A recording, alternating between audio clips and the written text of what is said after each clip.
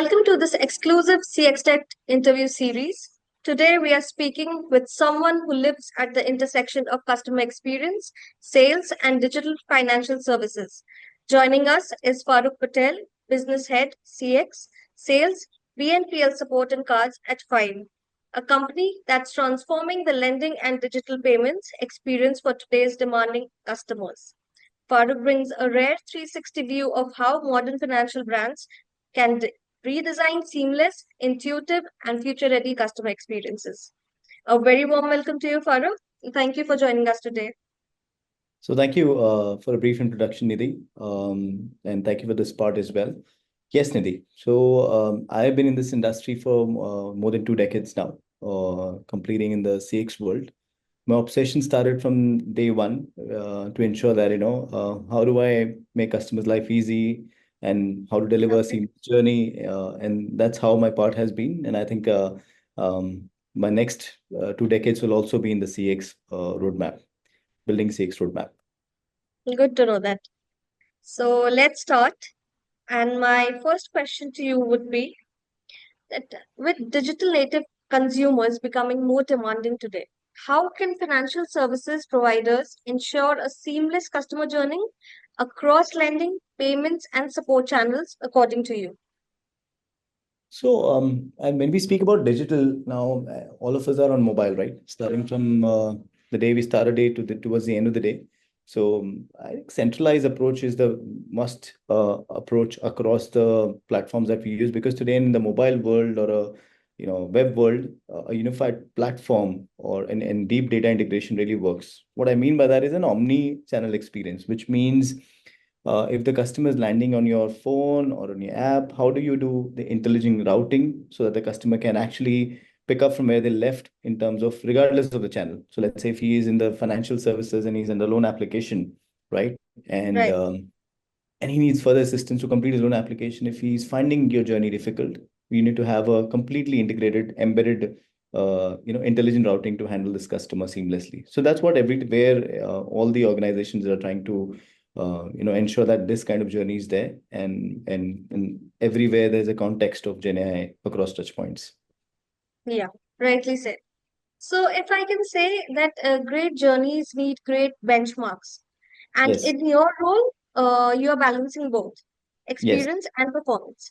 yes. So, according to you, in your view, what are the most critical CX metrics that organizations in the financial sector should track to improve both acquisition and retention? So I would say we need to balance both, right? Because acquisition and retention are both very strong goals for any organization, and we should monitor both in terms of experience, in terms of the operation issues, or any kind of behavior that the customer is going through. The most common one in the world is the NPS, or the customer effort score. Now it's very easy to measure it.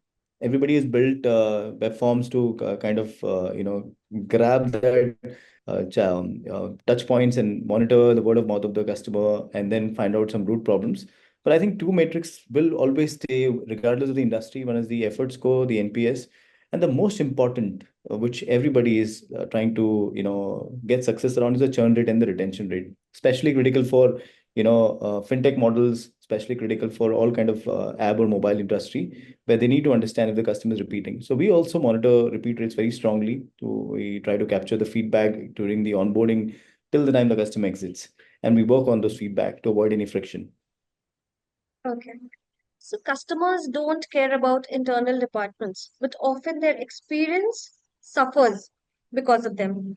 So, given your background across CX, sales, and support, how do you ensure internal collaboration to create a unified customer experience rather than the siloed interactions? That's a great question, Nidhi. You're right. Everybody, says that to ensure that you have a unified CX or a seamless experience. How does it matter if the customer is reaching out to a specific department? Because whichever department or whichever touch point the customer is reaching out, we are the face of it. So, since I have worked across CX, sales, and support, a few principles that I feel that it's very strong, it is and needs a strong alignment, is a cross-functional CX council, which ideally means how do you establish regular conversation across stakeholders from product, tech, and support to align yourself on the customer pain point, and what is the journey that makes the customer's life easy, what are the challenges that we say the customer is facing. So internal alignment creates a unified approach. Otherwise, you make a product and you don't want to hear, then the customer will keep on suffering. So we do a VOC program also, not just we as a brand, but I guess across the world, a VOC is important, and centralized feedback is important to so that all teams really work on real customer data and improve customer experience overall, mapping the journey where the customer is dropping off and trying to optimize those kind of end-to-end journeys to have a less friction. So yes, cross-functional CX council, like I said, and the VOC are the two important metrics to handle a strong, seamless journey for the customer. Yeah, truly agree with your both points. See, everyone talks about AI today. Mhm. But what's really exciting is how Gen AI and automation are redefining CX in finance, especially.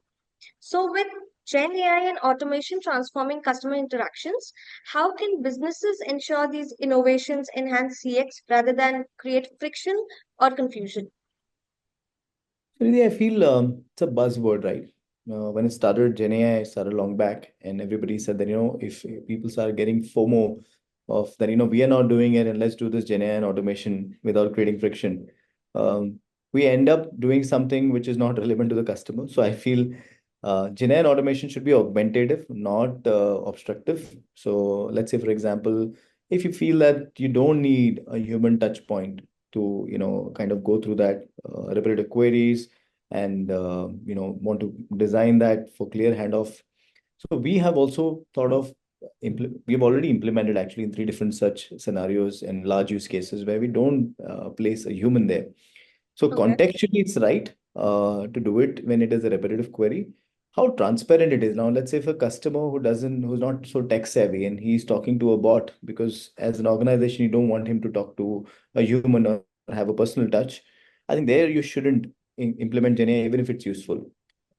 We need to clearly communicate when users are interacting with a bot, so that customer is also aware that he's talking to a bot, and let them escalate to a human whenever required. Yeah, And according to me, I guess empathy is the main element in customer experience.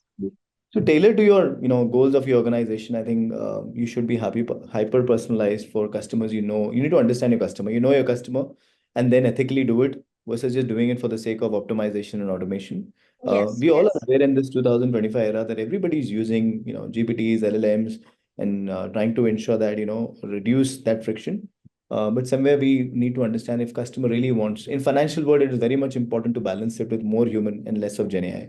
I would recommend a 50-50 balance approach. Yeah, great. So this brings me to the last question, Farooq. And Mhm. let's close this on a strategic note. If you had to outline a roadmap for CX transformation in a digital first financial services company, what would be the key phases or pillars of that journey? I guess journey orchestration and design is important, which means be it a bank or a fintech or any other organization, they have to map their end-to-end journey before there are this is the concept, right? In 0 to 1 we want to make the product live, and then 1 to 10 we want to really reduce the friction. I would say in 0 to 1 you map to end-to-end journey and give him the contact as option where the customer can actually reach out to the customer experience team, and design in such a way that when the customer really falls out or there is a drop off, you always are there, even though while it can be a mix of Gen AI. So journey orchestration and design is important, end-to-end journey, and proactively identifying the friction point to reduce the impact, which will really, take care of this custom experience roadmap.